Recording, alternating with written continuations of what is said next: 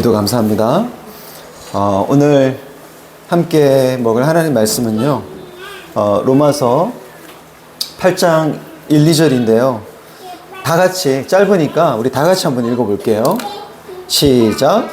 그러므로 이제 그리스도 예수 안에 있는 자에게는 결코 정죄함이 없나니 이는 그리스도 안에 있는 생명의 성령의 법이 죄와 사망의 법에서 너를 해방하였음이니라. 아멘. 예, 예배 오신 분들 우리 인사합시다. 예, 잘 지내셨나요? 예, 반갑습니다. 예, 반가워. 예, 반갑습니다. 오늘은 너를 해방하는 법이라는 제목으로 하나님 말씀을 나누겠습니다. 하민이 저게 뭐죠? 문패 같은 이름표, 그죠? 저기서 되게 좋은 향기가 나더라고요. 나무에서 나는 향기인가요? 이름에서 알 수 있어요. 이름에서도 알 수. 문학적인. 네. 네. 오늘도 왔다. 오니도 있었어? 오니도 있었구나. 이따가 목사님 보여줘. 응? 아니 이거 하인 거요. 오니 것도 있었어. 오니건 차에 넣고 와가지고. 차에 넣고 왔었어? 자, 너를 해방하는 법이라는 제목으로 말씀 나눌 텐데요. 지난 8월 15일, 이런 우리 광복 80주년이 되는 날이었습니다. 광복절은 1945년 8월 15일, 대한민국을 식민 통치했던 일제 그 폭압에서 우리가 벗어나 우리가 자유를 얻게 된 해방의 날입니다. 이번 광복절은 특별히 그 잃어버렸던 이 빛을 되찾다라는 뜻의 이 광복을 축하하는 전야제가 있었습니다. 혹시 보셨나요? 전야제를? 네, 되게 많은 가수들이 같이 그 자리를 축하했는데, 대한이 살았다는 주제로 진행된 이번 전야제의 장소와 그 무대 배경이 국회의사당이었어요. 여러분도 알다시피 윤석열 이 정부가 초유의 불법 계엄으로 국회를 장악하려 했었죠. 그랬지만 그 긴박한 상황 속에서 이 불법 계엄을 해제했던 곳이 바로 이 국회의사당입니다. 때문에 이 불의한 정권의 계엄을 해제한 것과 그리고 그 일제 폭압에서 해방된 것, 그것이 오버랩이 되어서 이 광복의 의미를 더 잘 담아냈던 전야제가 아니었나 하는 생각이 들었습니다. 또 광복절 이 전야제가 있었던 그날, 여러분, 악한 권력은 여러분 구속이 되었고, 그리고 그 권력의 무자비한 폭압으로 인해서 구속된 이들이 사면되는 그 장면은 어느 누군가에겐 이 불의한 권력을 무력화시키고 그 억압으로부터 자유하게 된 해방의 그 기쁨을 잠시나마 맛보게 했을 것입니다. 그런데 만일 그 악한 권력이 그 자리를 계속 불법 점거하고 있었다면, 그래서 불법 계엄이 성공이라도 했다면 어떻게 됐을까? 사실 생각만 해도 되게 아찔합니다.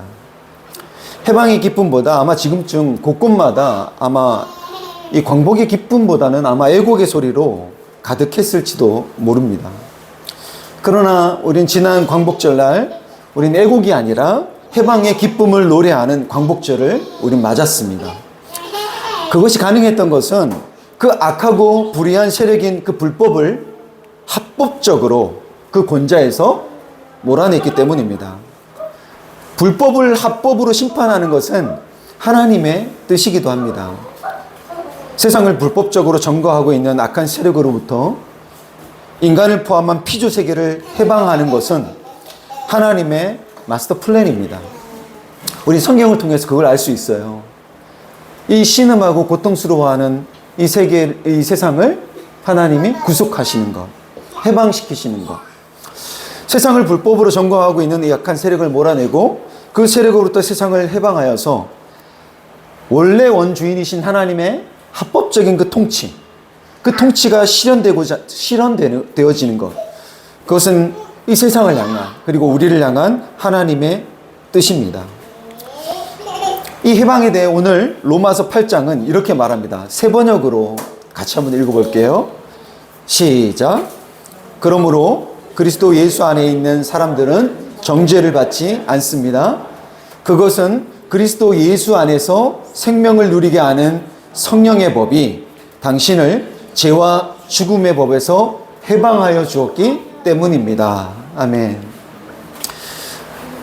여러분, 우리가 거룩하신 하나님 앞에 섰을 때 죄 없다 할 수 있는 사람이 있을까요?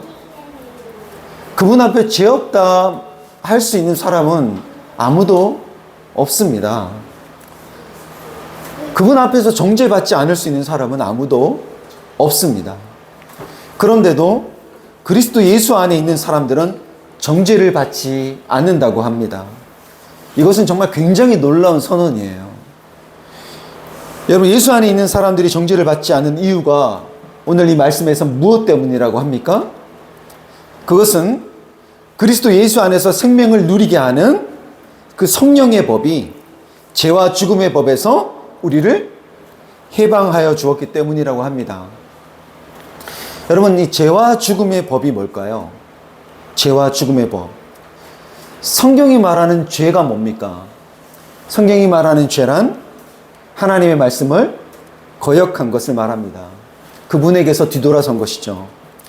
여러분, 아담과 하와가 하나님이 명령하셨던 그 먹지 말라고 명하셨던 그 선악과, 그것을 먹었죠. 하나님의 말씀을 거역했죠.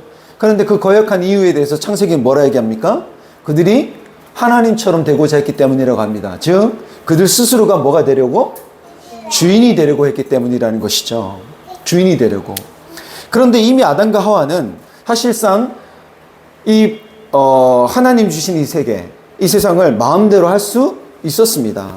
이미 그들은요, 마음대로 먹을 수 있었고, 그들이 그 동물들에게, 각종 동물들에게 이름을 붙이는 대로 그들의 이름이 되었죠. 이미 이 아담과 하와는 이미 주인 노릇을 하고 있었습니다. 그런데도 하나님 그것을 허용하시면서 가만히 계셨어요. 그랬던 하나님께서 왜 선악과를 먹는 문제에 있어서만큼은 가만히 계시지 않았던 걸까요? 그것은 인간이 그 선악의 주인, 인간이 바로 이 선악의 주체가 되려고 하는 것, 자기 자신이 선악의 기준이 되어서 그것을 결정하려고 하는 것, 이 인간의 자기 중심성이 바로 무엇을 낳기 때문이냐? 죽음을 낳기 때문입니다. 죽음. 성경이 말하는 그러면 죽음이란 뭘까요? 이 사망이란 뭘까요? 그로 인하여서 하나님과 단절된 상태를 말합니다. 그리고 그 하나님과의 단절됨으로 인하여서 모든 관계가 단절된 것을 말합니다. 사람과 사람과의 관계가 단절되고 사람과 자연 만물과의 관계가 깨어진 것. 그래서 사랑할 수 없는 것. 그것이 성경이 말하는 죽음입니다. 스스로 주인이 되고자 하는 이 자기중심성이라는 죄는 타자를 탓하고 원망하고 정죄함으로써 관계의 단절이라는 죽음을 낳고 인간과 피조세계를 고통스럽게 합니다. 근데 오늘 이 말씀에서 이 죄와 죽음을 법이라고 하죠. 법. 왜 법이라고 할까요? 여러분, 법은 구속력을 갖고 있습니다. 구속력이 있습니다. 그러니까 자기 아래 둬서 자신의 지배하에 있게 하는 것이 바로 법입니다. 때문에 여러분, 이 죄와 사망을 낳는 이 자기중심성, 인간이 스스로 주인 되고자 하는, 주체가 되고자 하는 이 자기중심성에서 우리가 벗어나기란 결코 쉽지 않습니다. 그러나 하나님은 그 죄와 죽음의 법에서 우리를 해방해 주십니다. 이게 기쁜 소식입니다. 결코 여기서 우리가 자유할 수 없는데 이 법에서 우리를 해방해 주신다는 것이 바로 복음이고 이것이 기쁨입니다. 이 죄와 죽음의 법에서 해방되는 길은 이 죄와 죽음의 법조차도 어찌할 수 없는 법, 그것보다 훨씬 더 더 강한 그 법 안에 있을 때입니다. 그것이 바로 예수 그리스도 안에서 생명을 누리게 하는 성령의 법입니다. 죄와 죽음의 법에서 우리를 해방하는 이 성령의 법은 뭘까요? 갈라디아서 5장을 보면요, 성령의 열매에 대해서 말을 하는데요, 오직 성령의 열매는 사랑과 희락과 화평과 오래 참음과 자비와 양선과 충성과 온유와 절제니 이 같은 것을 금지할 법이 있다 없다? 없다고 합니다. 죄와 사망조차도 금지할 법이 없는 이 성령의 열매는 우리가 방금 읽었던 것처럼 사랑과 희락과 화평과 오래 참음, 자비, 양선, 충성, 온유, 절제와 같은 것이라고 합니다. 이것은 모두 자기 자신을 위한 것이 아니라 다른 타자와의 관계, 다른 사람과의 관계를 맺을 때 더불어 함께 할 때 필요한 태도를 말합니다. 태도. 자기중심적인 것과는 정반대되는 태도인 것이죠. 이것은 상대를 위해 자기중심적인 육체와 함께 그 정욕과 탐심을 십자가에 못 박을 때, 그 십자가에 못 박여 죽으신 그리스도 예수를 따르는 그분과의 관계 안에 있음으로써 그분과 연결되어 있을 때 맺어지는 열매요 태도입니다. 이것은 금지할 법이 없습니다. 이것을 금지할 법은 없습니다. 그 이유는 이 그리스도 예수와의 관계 안에서 행하는 이 성령의 법이 불법이 아니, 이것은 합법이 있기 때문이에요. 합법. 하나님 나라에서의 합법은 예수 그리스도와의 관계 안에서 행하는 것입니다. 이 성령의 9가지 열매는 예수 그리스도와의 관계 안에서 맺어지는 열매의 태도입니다. 때문에 우리가 거짓이 진실을 이길 수 없듯이 이 불법은 이 합법을 금할 수 없고 막을 수 없습니다. 이 성령의 법이 스스로가 주인된 이 자기중심적인 죄와 사망의 법에서 우리를 해방합니다.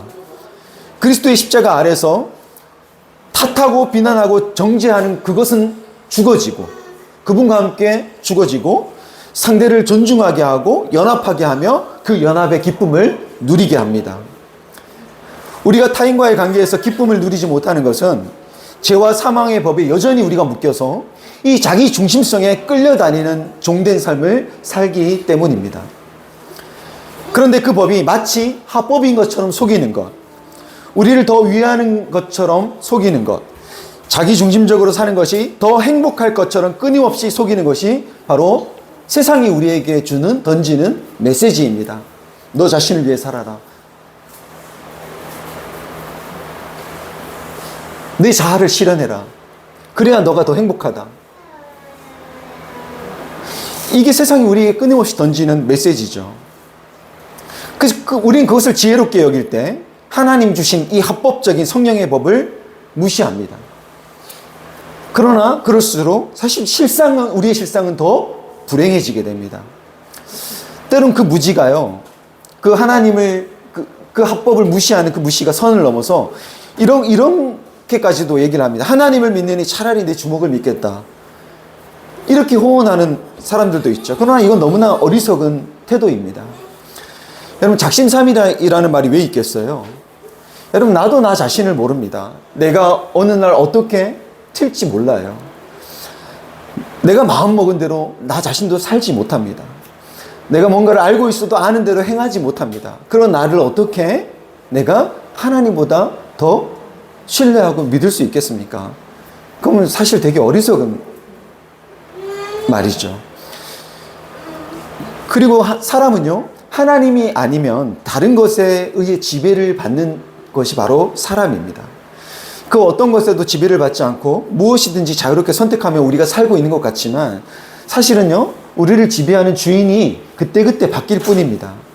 그 주인이 사람이든지 돈이든지 어떤 종교든지 과학이든지 이데올로기든지 할 뿐이지, 여러분, 아무 것에도 지배를 받지 않고 온전하게 자기 스스로 선택하고 결정하며 사는 사람은 여러분 아무도 없습니다. 우리는요, 대한민국이라는 이 나라에 태어난 것만으로도 이 나라의 문화와 관습에 지배를 당해요. 지배를 받습니다. 그 영향을 받습니다. 우리가 어떤 가정에서 우리가 태어났을 때 그 가정의 그 부모의 가치관, 그 부모의 어떤 습관, 식생활에 영향을 받습니다. 우린 그 부모의 어떤 삶의 그 습관에 자녀들은 영향을 받아요. 여러분, 우리가 다니는 직장의 룰과 그 지휘 체계에 우리는 영향을 받습니다.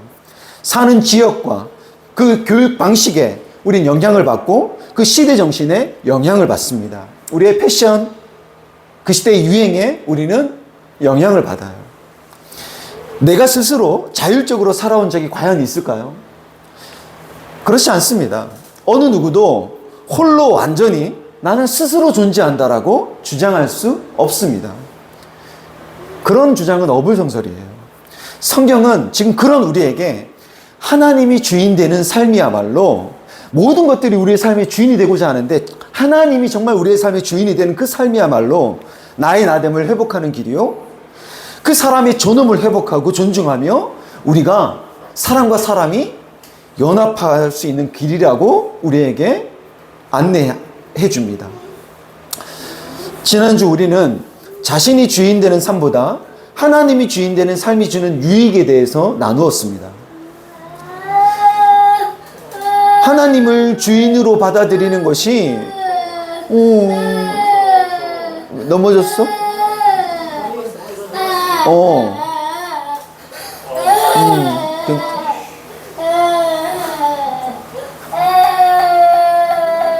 바닥에 들어 누워있으니 시원하지, 하민아? 응?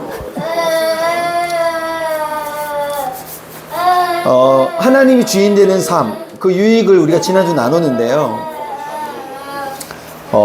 하나님을 주인으로 받아들이는 것이 아직 용기가 나지 않는다고 솔직하게 나눠줬던 분도 계시고, 하나님이 주인이 된다면 내가 그동안 지우고 있었던 것들을 버려야 할 것 같은 그 불안함, 그런 염려가 있는 것도 사실이죠.